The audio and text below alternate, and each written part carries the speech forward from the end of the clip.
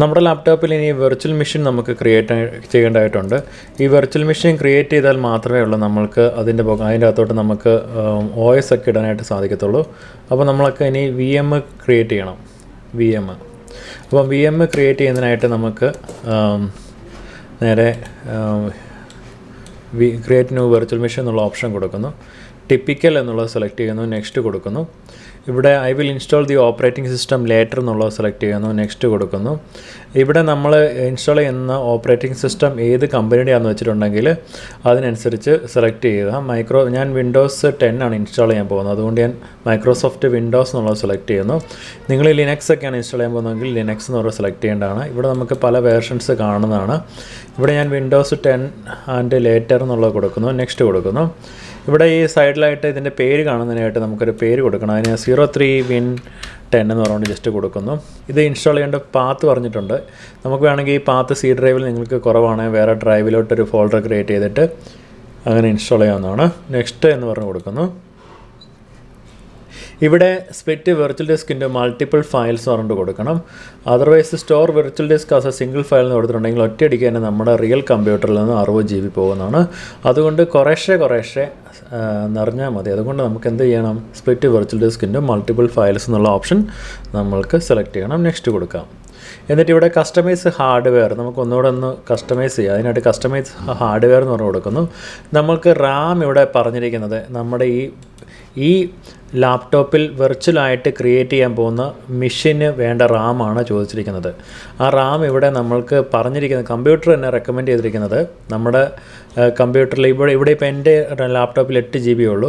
അപ്പോൾ റിമൈനിങ് ഒരു 6.2 GB വരെ നമുക്ക് മാക്സിമം കൊടുക്കാൻ സാധിക്കും. പക്ഷേങ്കിൽ റെക്കമെൻഡഡ് മെമ്മറി പറഞ്ഞേക്കുന്നത് 2 GB കൊടുത്താൽ മതി എന്നാണ് പറഞ്ഞേക്കുന്നത്. അതുകൊണ്ട് 2 GB എടുത്തു. പ്രോസസ്സർ എന്നുള്ളടത്ത് ക്ലിക്ക് ചെയ്യുമ്പോഴത്തേനും നമ്പർ ഓഫ് പ്രോസസ്സർ 2 ഇത് ഡീഫോൾട്ടായിട്ടുള്ളത് തന്നെ അതുപോലെ തന്നെ ഞാൻ വിടുന്നു. ഇനി ഇവിടെ വെർച്വലൈസ് ഇൻറ്റൽ VT എന്നുള്ള ഓപ്ഷൻ സെലക്ട് ചെയ്യാനായിട്ട് പ്രത്യേകം ശ്രദ്ധിക്കുക.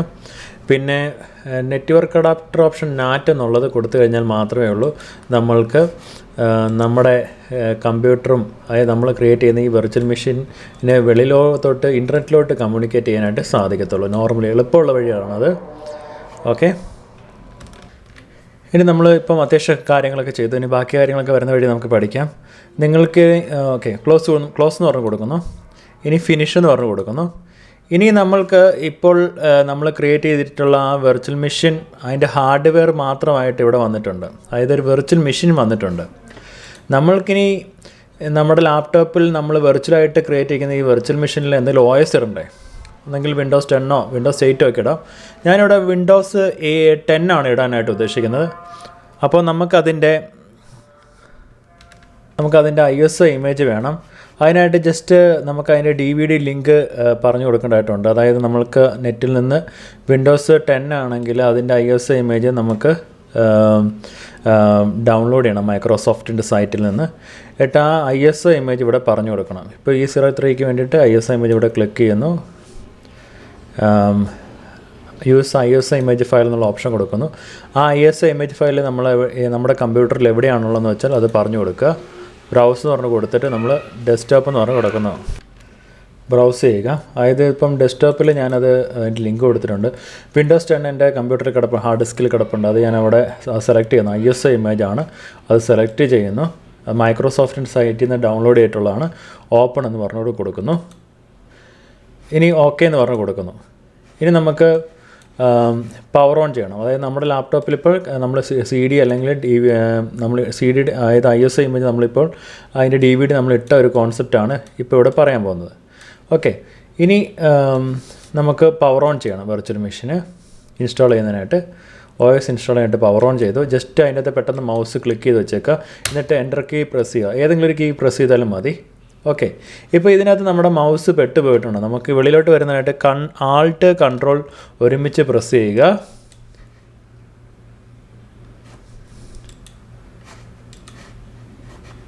ആൾട്ട് കൺട്രോൾ കീ ഒരുമിച്ച് പ്രസ് ചെയ്താൽ മതി.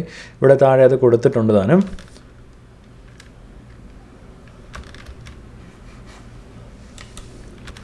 ഇനി നമ്മുടെ ജസ്റ്റ് നെക്സ്റ്റ് എന്ന് പറഞ്ഞു കൊടുക്കുക.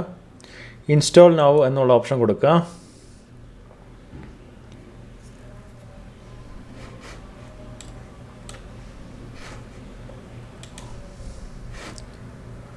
സെറ്റപ്പ് ബൈ സ്റ്റാർട്ടിംഗ് എന്ന് പറഞ്ഞിട്ട് കൊടുത്തിട്ടുണ്ട്. ഞാൻ ഇച്ചിരി വീഡിയോ പോസ് ചെയ്യുകയാണ്. ഐ ആക്സെപ്റ്റ് ലൈസൻസ് ടേംസ് എന്നുള്ള കൊടുക്കുക. നെക്സ്റ്റ് എന്ന് പറഞ്ഞ് കൊടുക്കുന്നു. കസ്റ്റം എന്നുള്ള ഓപ്ഷനാണ് നമ്മളിവിടെ സെലക്ട് ചെയ്യുന്നത്. ഇവിടെ 60 GB ഹാർഡ് ഡിസ്ക് വിർച്വലായിട്ട് ക്രിയേറ്റ് ചെയ്തിട്ടുണ്ട് നമ്മുടെ റിയൽ ഹാർഡ് ഡിസ്കിൽ. സോ അത് നെക്സ്റ്റ് എന്ന് പറഞ്ഞ് കൊടുക്കുന്നു.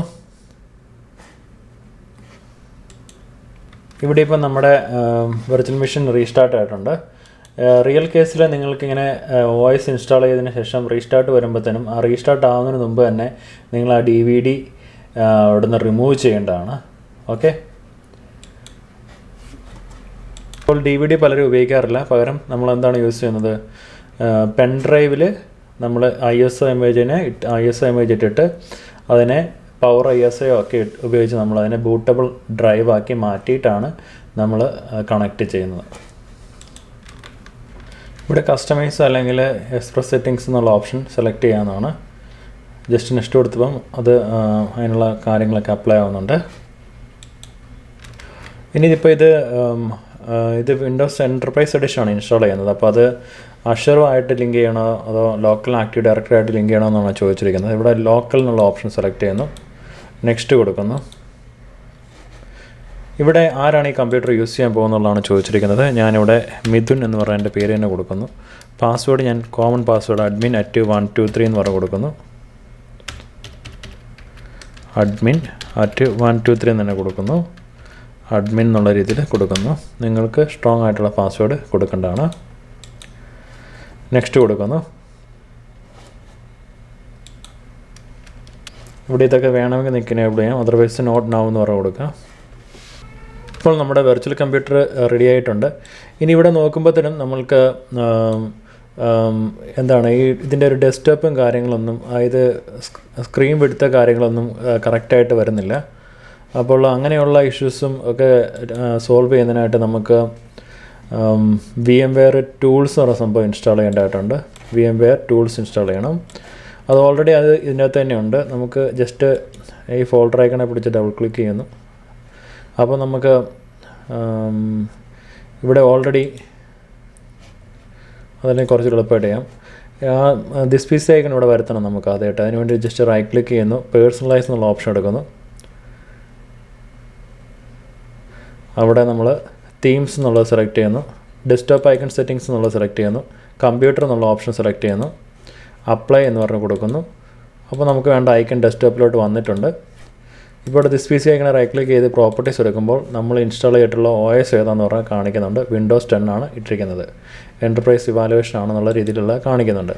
ഇനി ഈ PC ഇതിൽ ഡബിൾ ക്ലിക്ക് ചെയ്യുന്നു. ഡബിൾ ക്ലിക്ക് ചെയ്ത് കഴിയുമ്പോൾ നമുക്ക് ഓൾറെഡി നമ്മൾ ആദ്യം ഇൻസേർട്ട് ചെയ്ത ആ DVD ലിങ്ക് ഉണ്ടല്ലോ, അതായത് നമ്മുടെ Windows 10ൻ്റെ ISO ഇമേജ് അതവിടെ കിടക്കുവാണ്. അത് എജക്റ്റ് ചെയ്യണം. എജക്റ്റ് ചെയ്തതിന് ശേഷം നമ്മൾ ഇത് സെലക്ട് ചെയ്യുക, ടാബ് ഒന്ന് ജസ്റ്റ് സെലക്ട് ചെയ്യുക. എന്നിട്ട് VM എന്നുള്ള ഓപ്ഷനിൽ പോവുക. അവിടെ ഇൻസ്റ്റാൾ VMware ടൂൾസ് പറഞ്ഞിട്ട് കൊടുക്കുക.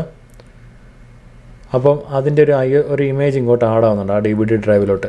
ജസ്റ്റ് റൈറ്റ് ക്ലിക്ക് ചെയ്യുക, install or run program from your media എന്നുള്ള ഓപ്ഷൻ സെലക്ട് ചെയ്യുക. യെസ് എന്ന് പറഞ്ഞിട്ട് കൊടുക്കുക. ഇവിടെ ജസ്റ്റ് നെക്സ്റ്റ് എന്നുള്ള ഓപ്ഷൻ കൊടുക്കുക. ടിപ്പിക്കൽ എന്നുള്ളത് സെലക്ട് ചെയ്യുക.